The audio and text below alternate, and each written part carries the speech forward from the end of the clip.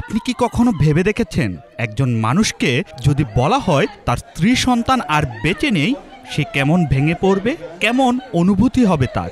এই মানুষটির নাম সাদি আবু সিদো। তিনি একজন ফিলিস্তিনি ফটোগ্রাফার।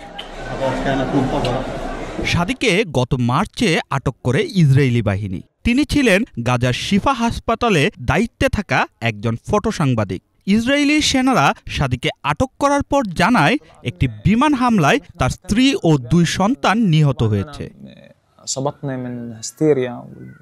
যুদ্ধবিরতির ঘোষণা অনুযায়ী সোমবার তাকে মুক্তি দেওয়া হয়। গাজার খান ইউনুসে নিজের বাড়িতে প্রবেশের সাথে সাথেই এক অবিশ্বাস্য দৃশ্য দেখেন তিনি। স্ত্রী ও 2 সন্তান বেঁচে আছেন এবং সুস্থও আছেন। স্ত্রী হানা বাহলুল দৌড়ে এসে জড়িয়ে ধরেন তাকে। সাদি তখন স্তব্ধ, ধীরে ধীরে ফেটে পড়েন কান্নায়।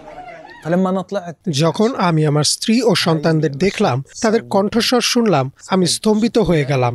এই অনুভূতি ভাষায় প্রকাশ করা সম্ভব না। আমি আমার স্ত্রী ও সন্তানদের জীবিত দেখলাম। আমি চারদিকে তাকালাম এবং বিস্মিত হলাম।